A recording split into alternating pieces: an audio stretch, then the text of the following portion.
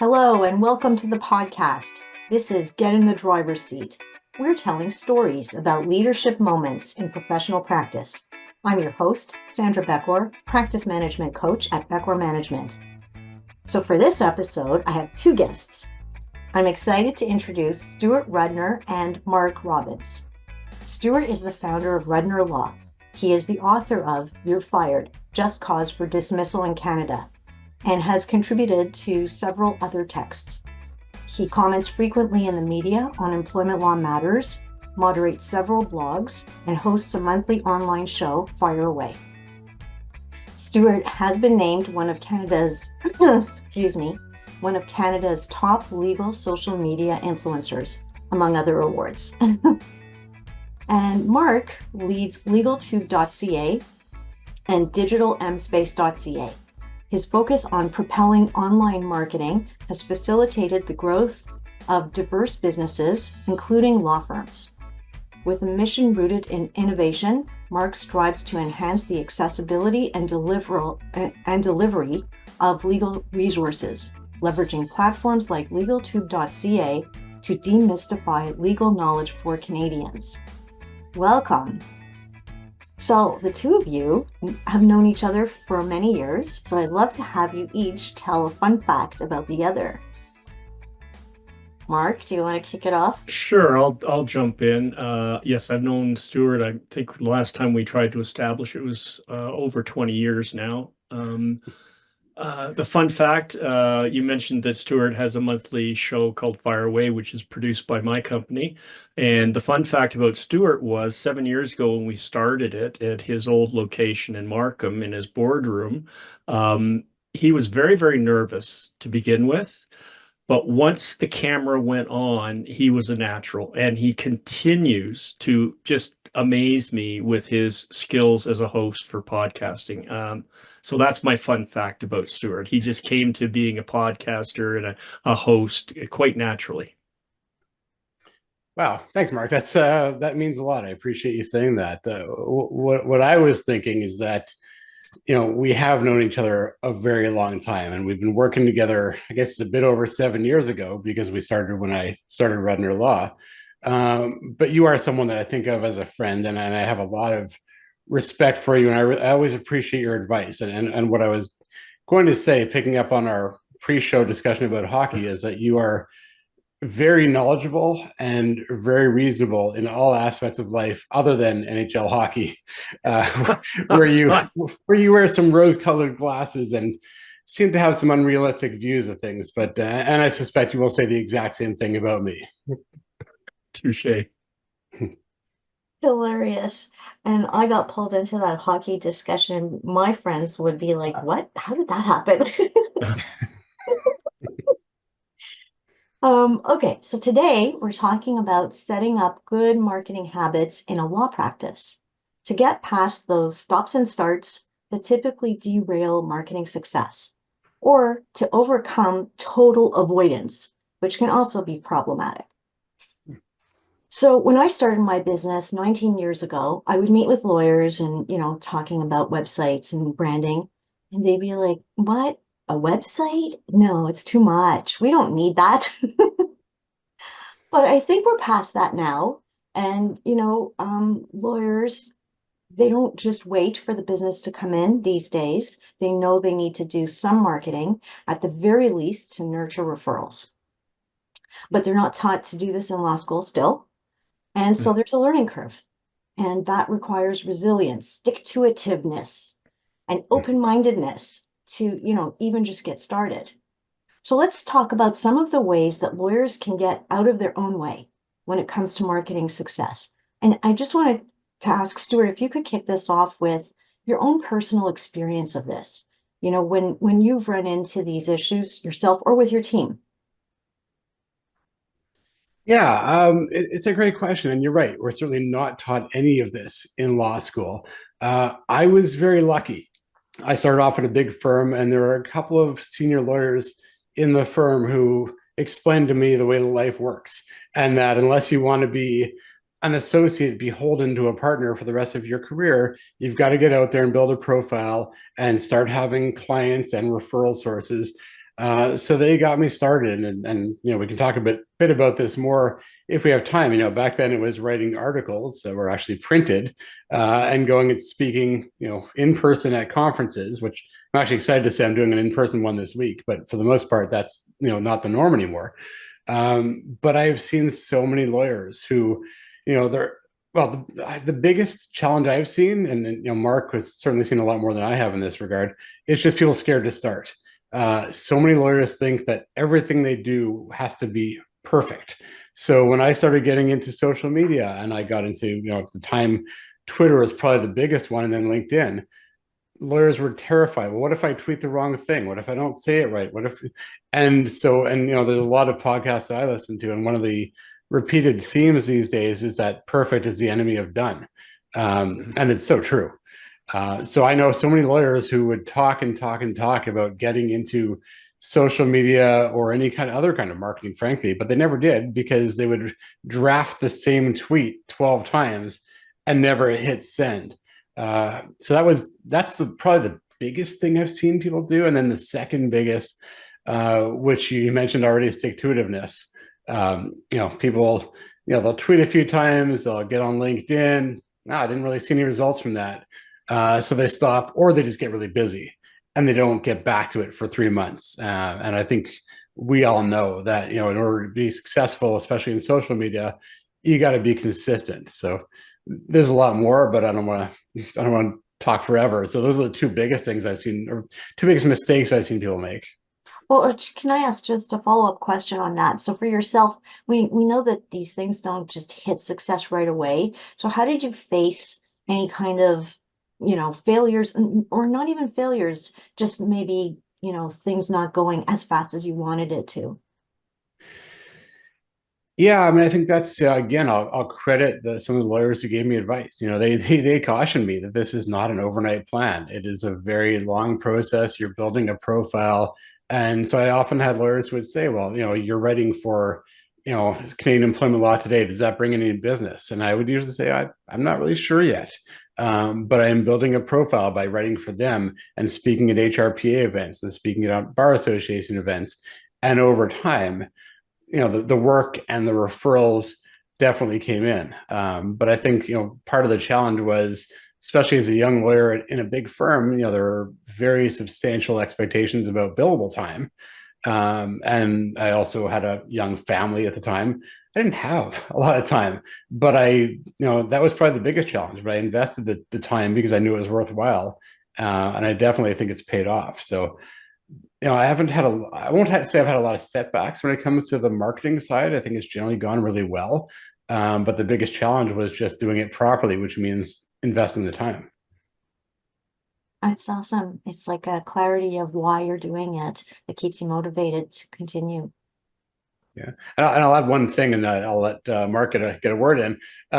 You've also got to have fun doing it, right? I mean, I had a lot of people who, the number of times I had people say to me, "Oh, I really got to start doing that." And I always say, like, well, only do it if you enjoy it, right? I mean, there's lots of different ways that you can market. And I mean, some of this is a bit more old school, but some lawyers like to take clients out for golf, or go to a hockey game, or for lunch, whatever it is. Like, do something you enjoy, because I think it's going to be pretty obvious if you're doing it just because you feel like you have to do it. You got to have.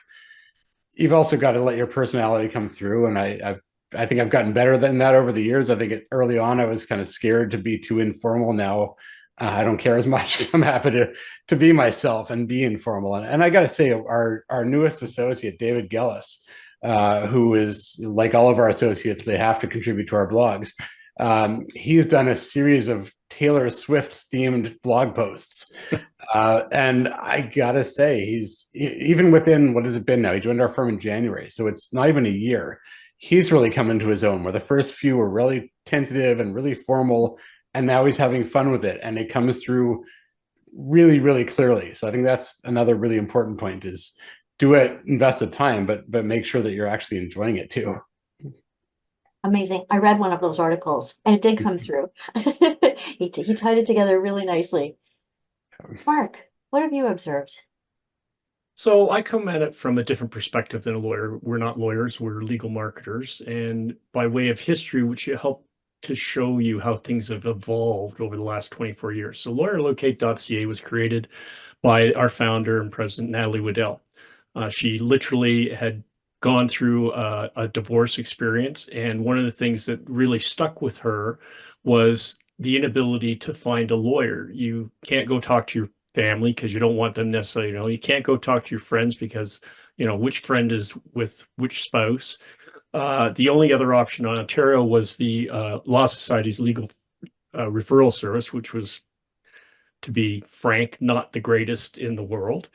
And she created LawyerLocate, and it was literally a year after Law Society, then Law Society of Upper Canada, had removed the restrictions for advertising. Prior to that, you could only advertise in Yellow Pages. That was it. You couldn't have billboards. You couldn't do commercials.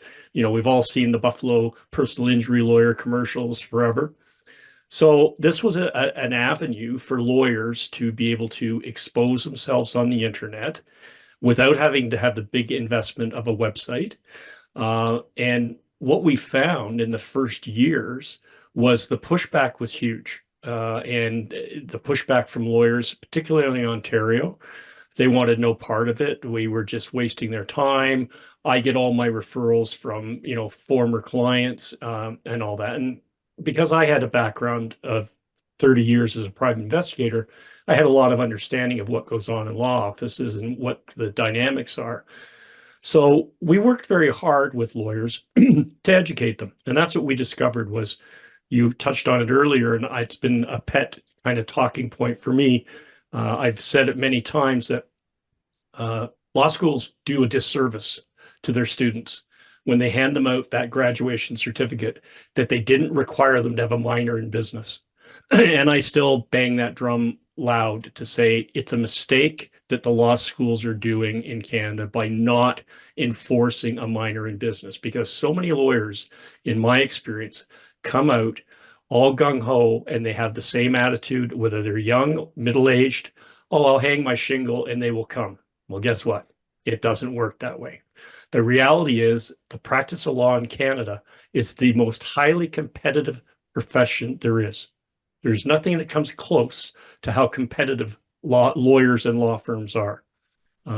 So we've always taken the position of education is how we're going to grow our business. So the more I can teach lawyers, and a perfect example is our guest, Stuart. When we got involved with Stuart 7 years ago, it started off as a relationship to build his website because he had gone on his own practice. So we worked with Stuart to build out his website and to get everything so he felt comfortable with it. And then we evolved. I think Stuart was a guest on one of the other shows that I was doing from a family law lawyer, and Stuart was a guest, and he started to ask me questions about that. So we sat down and we met, and we decided between the two of us at the time that maybe a monthly online streaming show would be just the thing for him. And as I said earlier in my introduction, tongue in cheek, Stuart took to it like a fish in water. I mean, I to this day, I've never had any other client that was as smooth and as comfortable in front of the microphone, in front of the camera, to do a hosting of a show that he'd never done before in his life. So these types of evolutions are coming now more and more and more, where you guys talked about blogging. Excuse me. Today, I'm of the legal marketing opinion, and I know, Sandra, you and I had this conversation when you were a guest on my show. I'm still of the opinion that video is replacing the written word. Whether we like it or not, and whether we want to talk about it on an SEO dynamic, meaning are my marketing efforts giving me the results in Google search results, because that's the foundation of all marketing today online. And right now, video is starting to outweigh written content with Google's algorithms, because they have a vested interest. They own YouTube. They see what's going on. And so that's a new twist that's, I'm finding as a legal marketer, challenging to try to get lawyers to understand that video is a very important aspect of your online presence. So, you know, I feel like we talked about this, but I'm going to ask the question anyway for you, Stuart. Can you fill in the blanks a little bit about when you noticed sort of what Mark's talking about, which is when you hit your stride, when you felt you started to shake off those, uncomfortable feelings, and you knew that you knew what you were doing. Hmm. Yeah, it's an interesting question. I'm still not sure I know what I'm doing, but at least I'm a little better at faking it these days. But no, kidding aside, I mean, yeah, when I started writing articles for the Bar Association and for human resource associations or speaking, I remember one of my first speaking engagements was the Law Society's 6-minute employment lawyer. And I was very fortunate to be asked to speak there, but it was really a who's who of the employment law world and me. And that was incredibly intimidating. And I was terrified when I'd read an article that someone would pick up on a mistake, and I would research everything to make sure I hadn't missed a thing before I did it. But the difference between that and what I was describing earlier is I did eventually submit. But then I think, and I couldn't tell you exactly when, but there came a point where I was comfortable going to speak in front of an audience, and I was comfortable writing something relatively quickly and submitting it. And I spoke at a conference last week, and my assistant said, or asked me if I'd been nervous, and I said, honestly, no. Like, I really enjoy being in front of a group and speaking, and even being on the media. I've been interviewed on CTV and CBC and various other media. I don't get nervous anymore. So I guess, that was the point. It was when I wasn't nervous to do it, and I didn't feel like I had to spend hours and hours researching and making sure it was perfect. And I was kind of lucky. That did happen fairly quickly. Although, Mark, I appreciate everything you're saying. I still don't feel like I'm great at hosting the monthly show. I still feel like I'm still not as confident there as I feel like I could be. So I appreciate your words. I'm going to share a little story of my own that I'm relating to what you're saying, Stuart, because I do a lot of speaking too, and including this podcast, which was new for me when I started. It's like, oh, I feel like doing a podcast. I didn't know anything about how to do it, right? So all of us are learning as we go, right? We have the marketing foundation, but there's all these new things happening. But for me, there was a sea change in the speaking. So I used to be really nervous. I still liked it, but I would get anxiety before getting on stage, right? And I'd get on big stages with hundreds of people, but this anxiety just didn't go away as much as I practiced. So I joined Toastmasters, even as a seasoned speaker. I joined Toastmasters. I was there for a couple of years, became president of my club. And by the end of the 2 years, which saw us into COVID, by the way, that was weird. By the end of that period, I learned something. And it was like, okay, this one thing was worth the whole 2 years. It's not about me. When I get up on stage, it's not about me. It's about the audience. So these are busy people. They came, they showed up. They want something. They're here because they need something. They're trying to solve a problem, or they're trying to figure something out, or they want to go after their dreams. It's my job to help them. After that, I was nervous again. Oh, I'm going to take that advice. That's actually really great. Thanks. So Mark, can you jump in on that? The seeing this idea of like hitting your stride. Have you observed this with other clients who at one point they went from, a little discomfort or trying different things, and maybe some things worked and some things didn't work so well, but then you notice they got it. Have you noticed that with anyone? Yeah, we've had several clients that on different levels that took a while to get through that curve. I refer to Stuart. There's other lawyers that we've worked with. An example I would say is a family law lawyer that we worked with in Markham. We were handling his website. We were handling all his social media management. And then eventually he decided he was doing a Rogers cable show that was called Ask Andrew. And I had watched it a couple of times, so I had sent him some emails, some suggestions, and he, I guess, had a falling out with the people that were helping him to market that aspect of his practice, and came to us. And so it went from, we all know what a Rogers cable show looks like. They traditionally try to look like a studio show and very formal and very, stiff, as I would call it. And when I got involved with Fireway, I said to him, I said, look, what you need to do is forget the Rogers set. Forget that you're doing that. I want you to dress casually. I don't want you wearing a tie.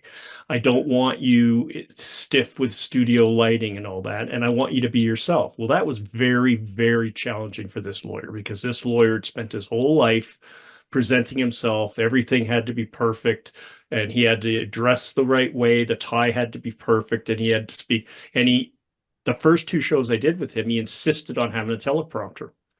The hardest challenge I had was to get him I literally came out for the third show. So I was living in Kitchener, he was in Markham. So I came to his office for the third show, and I deliberately sabotaged the teleprompter. I said, "Oh, we got no time. You got to jump in. We're going to have to go do it, and you'll be fine."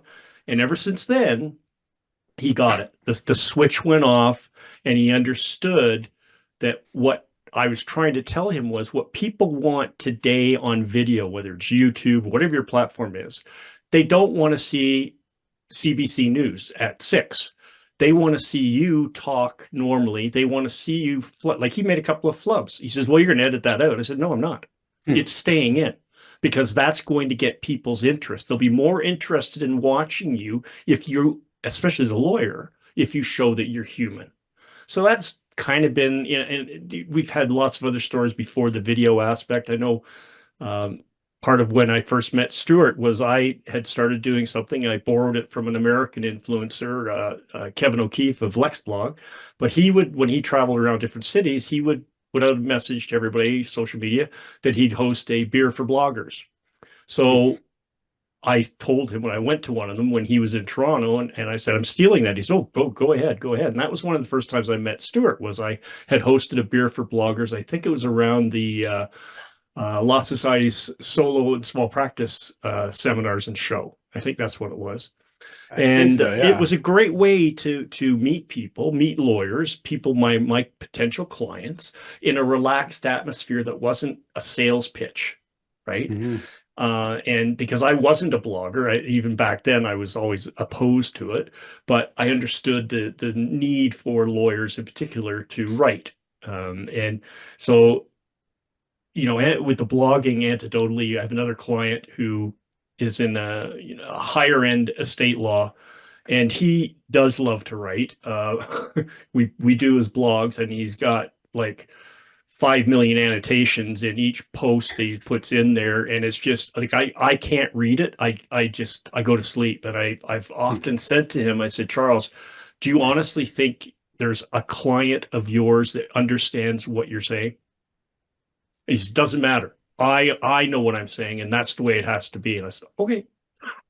So you win some, and you learn to sidestep some. At the end of the day, the client's always right, I guess. But it's a bit of waste of money, though. Like part of the reason why I like working with you and your team, Mark, is you guys give us great advice, and it may not always be what I thought, but that's the same way clients retain us for our advice. We retain you for your advice, so it makes sense to follow it. Well, I appreciate that. Just let me touch back on that, Stuart, because I do remember a conversation you and I had. I believe it was the website build, and I may be wrong. You could correct me, but there was some conflict back and forth with one of my staff and you and a couple of your staff about something to do with the website. And I think I finally I said, "I'm going to call Stuart," and everybody's, "Oh, no." I said, I'm going to have to. So I remember I called you and I said, "Stuart," and it's the same type of thing. I said, "Stuart, I don't pretend to be an employment law lawyer. Don't you pretend to be a legal marketer." And I remember from that point forward, everything changed. There was less pushbacks, right, from you and your staff. And I remember too, when the day that we were doing the photo, you're going through the photos, and it was back and forth, back and forth. I think I sent you an email. I said, "Stuart, pick the photo for the staff. You write the checks." It's funny. I don't remember that first conversation, but I'm not surprised we had it. And yeah, so if I hadn't thought of that on my own, which I probably hadn't, I'm glad you made the point, because it's a really important one. Thank you. Mm-hmm. Well, really what you're talking about is being real. Right. Exactly. Yeah. And it's funny, Mark, because when I started my podcast, for the first I don't know, 5, 6 episodes, I would do that editing. I'd watch the whole thing and like try and take out all the things that I wasn't, that's not perfect. And then I decided after that 6th episode, I'm not doing this anymore. This is like Hmm. we get what we get. And it's a real That's smart. conversation. Yeah. Yeah, I mean, the podcasts I watch and listen to, I do more viewing than audio.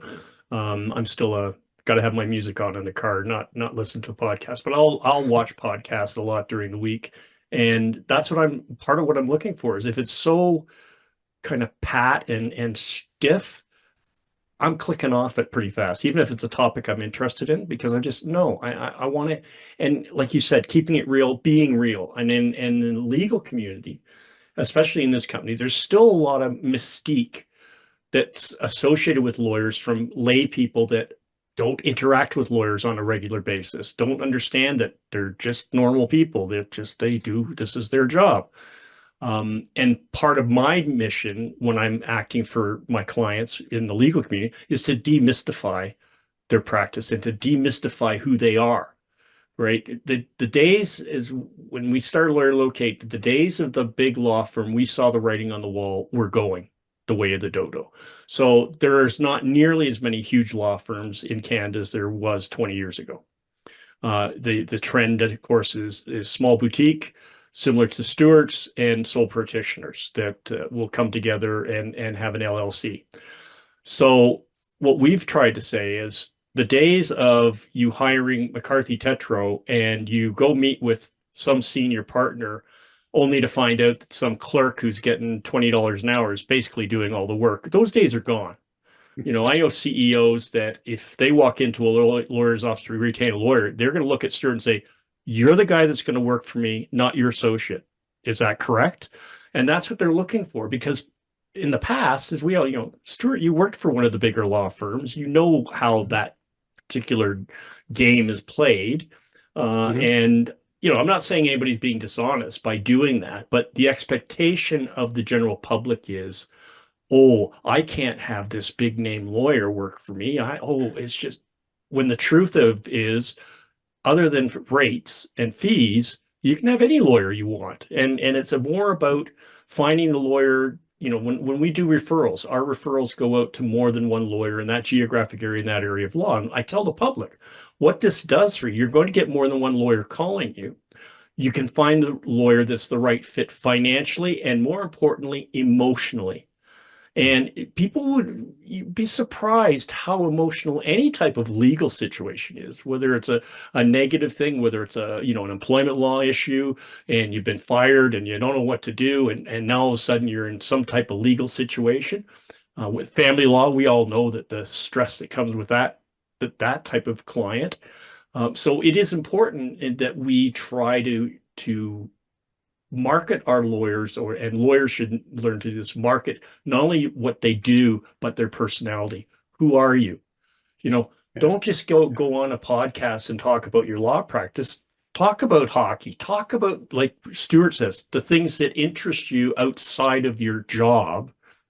That's the stuff that you need to put out there for clients to say, oh, well, this guy's much more interesting. I think I'll want to book a consultation with him. And I'll just jump on that because I think that's huge. And obviously, we've had these conversations, Mark, and you've influenced me a lot. But yeah, and people are more educated now. I mean, look, the internet is a great equalizer in many ways. So people are now more savvy, and I think many people are more comfortable contacting a lawyer. But a lot of people still are not, and they do think of lawyers as being intimidating. But if they can go on my website and see videos of me talking, and hopefully I come across as relatively friendly and engaging, it's going to be a lot easier. And they're going to be a lot more likely to contact me or my firm than someone at a big firm where all they see is a stuffy photo, probably from 20 years ago. So that's really important to be yourself. And I have to say, I've been really flattered over the years. I still often receive emails from people who say, I've been reading your articles for years and I just wanted to drop you a note and thank you because they're very educational, but they're also very easy to read and entertaining. And I get those a lot and I love them. They always put a smile on my face. And actually, I'll tell you one of my favorite stories. partially just because everything we talk about seems to have to come back to hockey in some way. And Mark, I don't know if I ever told you this story, but it was really funny. This is going back, probably about 15 years ago now. So I was still a relatively young lawyer. I was probably 5 or 6 years out. And I got one of those emails. It was, thanking me for the articles I'd written and how helpful they were. And I got to the bottom, and it was signed Director of Human Resources, Edmonton Oilers Hockey Club. Oh, wow. And I had not been putting it out there that I was an Oilers fan. I didn't think anybody knew that, but I read that. And so my first thought was, okay, which of my friends is messing with me? This can't be real. And I even knew which friend it would be, because one of my friends is into IT and could probably spoof someone's email address. So I remember calling him and cross-examining him long enough that I was satisfied that it wasn't him. So it took me about 2 days to work up the nerve to respond and thank her for the email, and then say, by the way, I've been an Oilers fan for, the better part of my life now. And that actually has resulted in a friendship that's now lasted about 15 years. And I've gone to Edmonton and met with her, and she actually arranged for me to meet with the general manager of the team and a whole bunch of other people. So it was great. But all of that came about because of articles and other things that I've been doing, which people liked. So it had a bit of an unanticipated benefit. What a beautiful story. And both of you know my spouse, Gary Wise, who's also a lawyer. He always talks about, because he's also a blogger and was with you guys in the blogger days, the beer blog. And Yeah. he always talks about the powerful unintended consequences. So, when you start out these marketing programs, and like you were saying, Stuart, the lawyers were asking you, because there was a lot of pressure for billables, is this turning into clients? And you're like, I'm not sure yet, but I'm going to keep going. I know what I'm doing. I'm focusing on these channels. And the truth is, you don't really know what's going to come back to you. But sometimes what comes back to you is a little different from what you expected, but still great. Yep. Okay, so we've got these systems we're talking about, that work, but the truth is the world changes. And we've all gone Yeah. through so many big changes recently, right? The pandemic, and now everyone's doing things online, book meetings online. Mark, you've alluded to the fact about, are the blogs still worth it? I don't know. Stuart, you still write. You're saying people still read them, and video is growing, so lawyers need to learn how to get comfortable with video. We have new social media sites cropping up. So there's always something new. And I even noticed, Stuart, on your website, you had texting. And I'm like, well, that's new too, right? Offering that as an option for clients to reach out by text. Well, and then the people change. So you have people leave your firm, people join your firm, people get promoted, and they're part of your marketing plan. So there's all these changes. So I just wanted to ask, Stuart, kick us off with, how do you handle that? How do you keep going with your marketing despite all the changes, or maybe with all the changes? Yeah, I mean, I guess I'm lucky in a sense that I'm one of those people who always is attracted by whatever shiny new object exists at the time. And if anything, my wife and my office administrator, two separate people, by the way, know me well enough to control me and hold me back from just jumping at every new platform or technology. But I'm always open to it, and they always look like fun. And like you said, I remember reading somewhere that people are now texting a lot more than emailing. So make it easier for people to contact you. Let them text the firm. So we do that, and it has been quite helpful.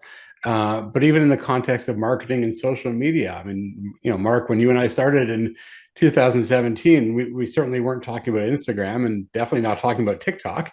But and over the years, every now and then I will reach out to you guys and say, do you think we should get into this? Or you'll reach out to me and say, we think you should try that. And we've experimented with both. And I've, recorded some TikToks and had some fun, both employment law TikToks. And I did one recently where I tried Oreo flavored Coke Zero for the first time and did a video on that. So, but it gets back to what I was saying earlier, right? I'm having fun with it. I'm enjoying the new technologies. And the only thing that kind of depresses me a bit is I'm now not the expert, and I've either got to go to my kids to get them to explain it to me.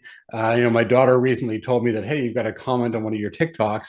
Instead of just putting in a text response, you can take that, create a new video, embed the question, and do a video response to it. So she taught me how to do that. Or even within my firm, I'm not the expert. I'll look at, Nadia Zaman, who is tremendous at building a profile and has a great social media presence. And she's, the one who understands current social media way better than I do. But my point is, none of this is going to be static, and it's going to keep changing. And unless you're prepared to just go with the flow to some extent and try things, then eventually you're going to stagnate. And some things work and some things don't. I mean, I was one of those people who had a Google Plus account. And we thought that was going to be huge. With social media by Google, how could it fail? And yet here we are. So you just got to try things and see what works and what you enjoy. I forgot about that. And there was another, there was a video platform we were all excited about, and now I forgot the name, where you got to do these kinds of interviews, and it was built for that. Can't believe I Oh, forgot the yes. name. I know what you're talking about too, because I was really an early adopter into that. And then as soon as it got kind of going, it died. Yeah, and it was so great. Yeah, yeah, it was. But picking up on your question and embracing change. So our example at Lawyer Locate is a little dramatic. So we touched on COVID. Yes, we were impacted greatly by COVID.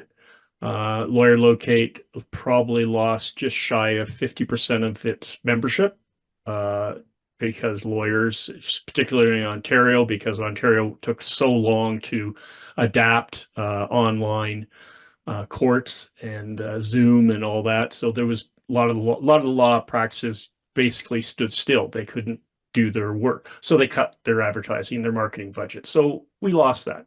Also during that period of time, Natalie Waddell rebuilt the Lawyer Locate website from the ground up. It took 2 years to finish it, and it was just completely changed because we knew that we had to do something different. It had been 20 odd years of the same type of platform, same process. We had to change the look. We had to change the feel. We had to add. Now, if you go to a Lawyer Locate profile, if the member utilizes everything that's available to them, frankly, they wouldn't need a website. The profile pages are that robust now.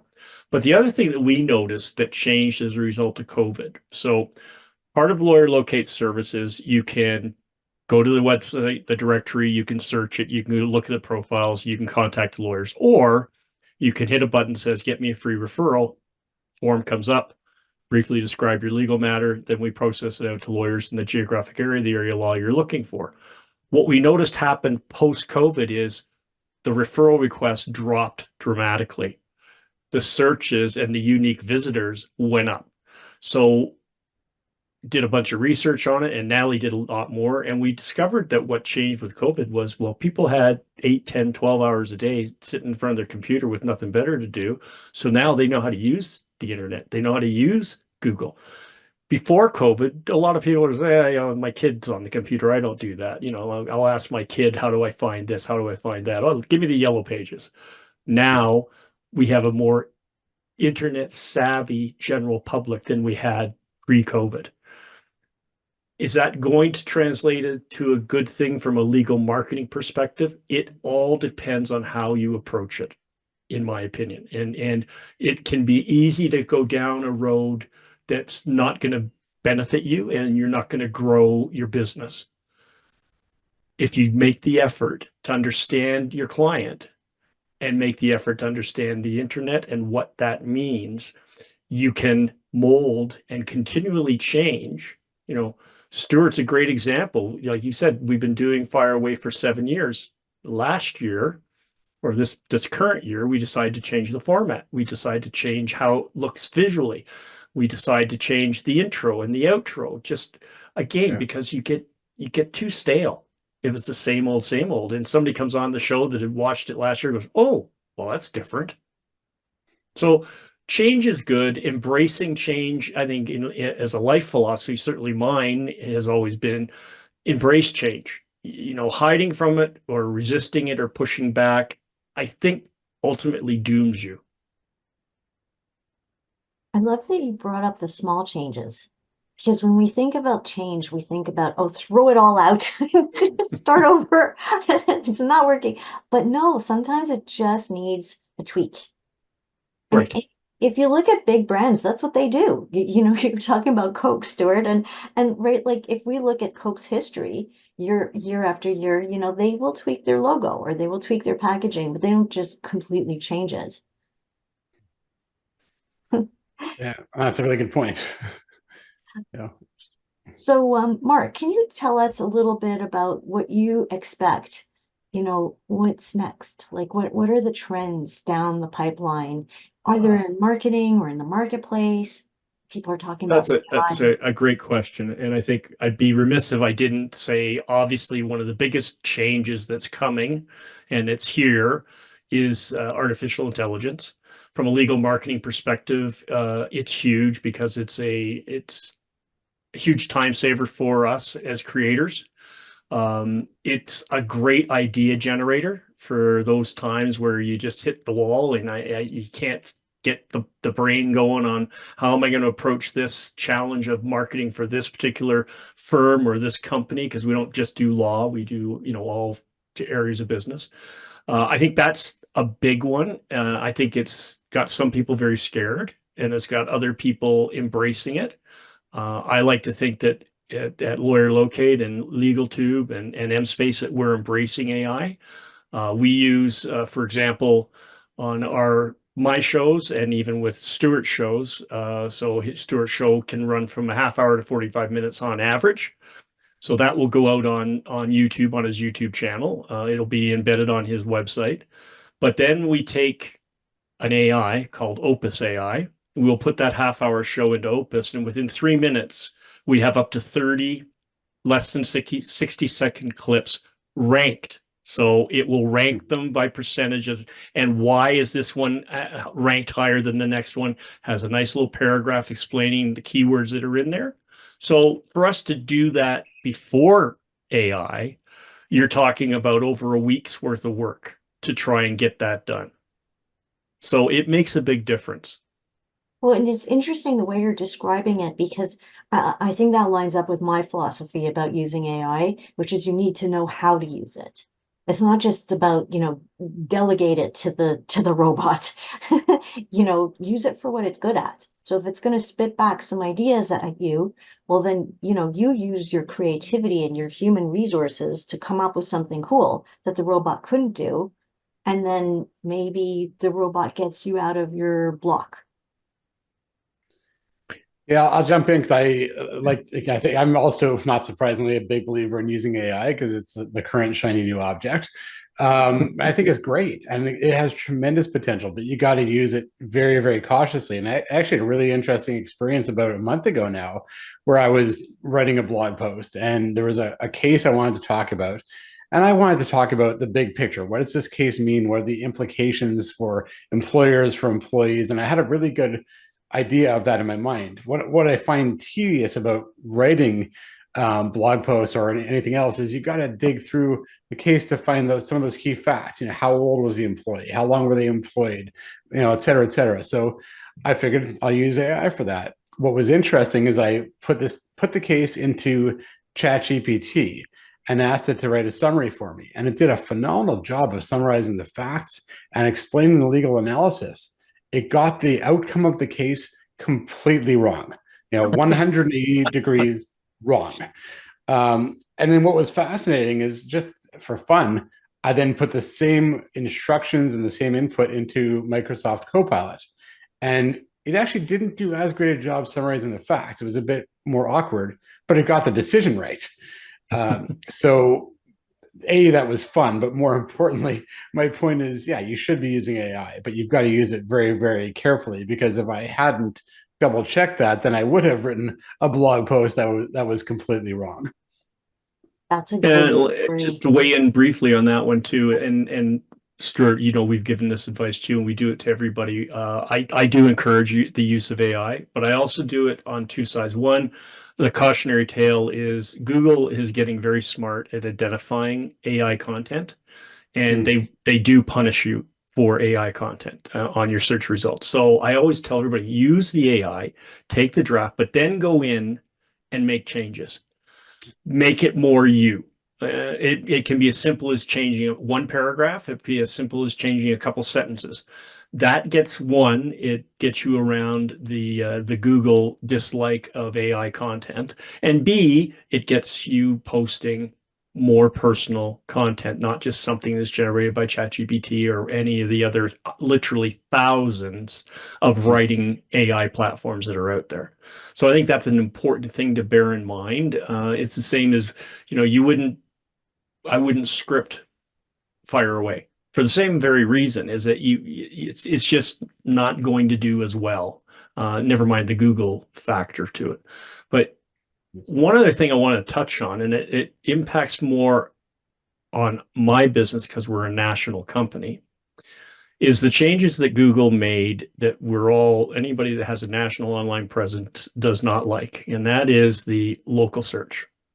So now where LawyerLocate, if you're searching for a lawyer in Edmonton, and LawyerLocate's offices then were in Kitchener, Google would spew out the results with LawyerLocate in Edmonton lawyers that were members of our service. Today, we get more search results in Alberta because our offices are in Alberta than we get in Ontario. And it used to be the other way around. And this is all based on this local search dynamic. So Google thinks that, it's better if we just give results from where you are.